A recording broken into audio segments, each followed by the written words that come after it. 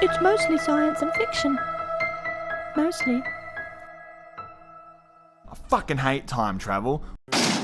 Well, not really, it's okay sometimes, but I do think that often it's a cheap way of making a movie seem complex or adding complexity to a film without having been written well. They make it seem like the film is really clever, but it only takes a basic understanding of theoretical time travel to see the many holes. That being said, I've kind of put my foot in my own bum up into my mouth as some of my favourite films and TV shows use time travel as the glue that holds them together. That being said again, I think films that feature time travel work best if the main draw is not the time travel itself, but the cool events and shit that's going on around them.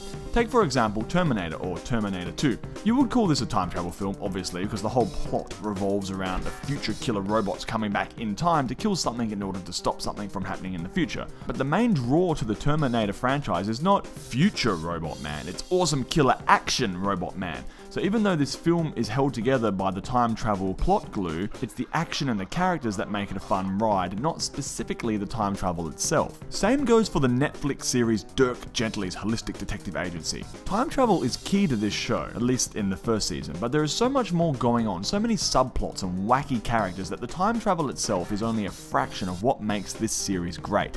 I highly recommend this show, by the way. Blah. So now that that's out of the way, let's talk about the main types of time travel in movies, how they fucked it all up, with some examples to accompany them. This is a two-part video thing that I'm doing, so in this one we're going to talk about time travel to the future and causal loops. Traveling to the future causes very little, basically no paradoxes whatsoever. It is the most viewer-friendly form of time travel, and it gets a big old fucking thumbs up in the bum from me. Okay, so forget the technology and shit, it's science fiction for a reason, but you know, maybe one day.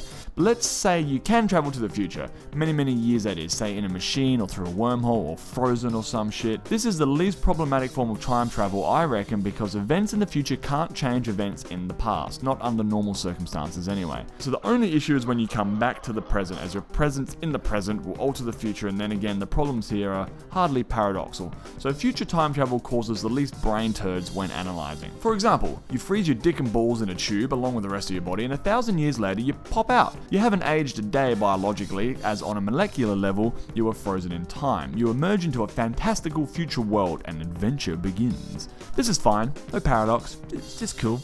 However, if you went back to the past with the knowledge of the future, problems could arise as you could change events that could lead to a different future than the one you experienced.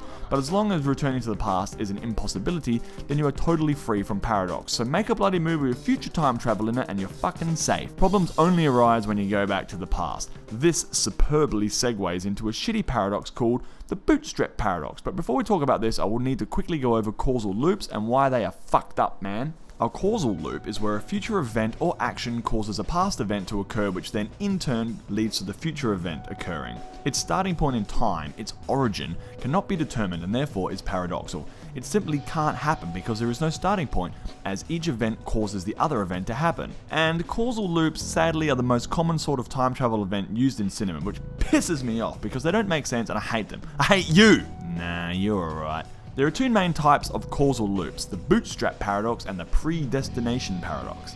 The term Bootstrap paradox derives from the saying to pull oneself over a fence by one's bootstraps, which is obviously an impossible task. This paradox is also known as the ontological paradox, as ontology is a branch of philosophy concerned with the nature of existence and being and all that shit. The Bootstrap paradox refers to obtaining something, usually information, from nothing, and an example of this goes something like this. A man, let's call him Frankie Fingerbottom, is trying to invent a time machine. His formula is incomplete and he just can't figure it out. This leads to severe depression and alcoholism. One day he just can't take it anymore, man, and he decides to kill himself with acid, when suddenly a man appears from a portal and gives him the missing part of the formula. Like a fart in a fan factory, the man then vanishes back into the portal, and Frankie Fingerbottom, putting down the acid, completes his formula for time travel. Years later, his machine is created and he realizes it was a future version of himself that went back in time to give himself the missing part of the formula. knowing that without his future self aiding his past self, the machine couldn't be completed. So he jumps in his machine and goes back in time to stop himself from killing himself and gives past Frankie the missing part of the formula. This shitty loop doesn't make sense because the missing part of the formula came from nowhere. It's information from nothing. Another example the internet likes is George Lucas going back in time and giving himself the script of Star Wars. He then gets famous and years later goes back in time to give himself the script again. Apparently no one wrote the script, it just came about somehow. I hate this. If you use this paradox in your film, you're a cheap little monkey. That being said, some fun stories have come about because of this. Bill and Ted's Excellent Adventure is an excellent example I am a fan of. But it's a silly movie for silly people, so it gets a pass. Look, everything gets a pass really, right? I mean, if you enjoy it, who cares? I do. That's who. So let's think of a solution to the Bootstrap paradox that might work. For example, maybe future Frankie didn't go back in time and give himself the formula for time travel. Maybe Frankie went ahead with his suicide attempt, but the acid didn't kill him. It just left him a horribly disfigured freak. Shunned by society, Frankie Fingerbottom retreats to a cave where he, years later, completes his time travel formula. He then goes back in time to give himself the formula before the disfiguring occurs, thus creating the time loop. So in other words, you can fix the paradox by saying whatever happened was eventually going to happen anyway. All the time traveler did was speed things up a little bit. Yay, we're fixing things. But hang on, there are some issues with this, however, because then if you had the formula early on, you wouldn't need to go back in time to give it to yourself, but you needed to go back in time to give it to yourself in order to create the time machine that used to go back in time to, oh my god, it still doesn't work. Hey, it's called a paradox for a reason.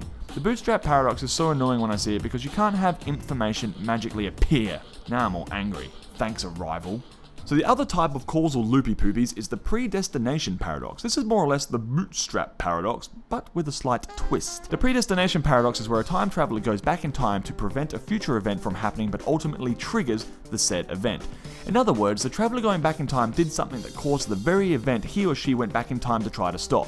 The person might not be traveling back in time necessarily to prevent something or whatever. The point is, when they go back in time, they trigger the event that led them to go back in time in the first place. This is also referred to as a self-fulfilling prophecy, and it's fucking shit. Again, this temporal turd has no start point and therefore is paradoxal. No matter what the traveler tries to do, the future event will always take place.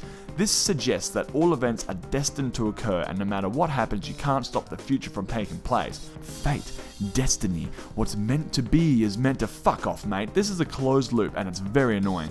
I don't think it makes for a great story, because there's no start point. It just can't happen. It's flawed and fucked, dude. Everyone loves this crap, and you know what? I guess it is kind of fun, even though it's kind of dumb. An example of this could be Linda Lovely Lips. Her husband gets exploded by a runaway train.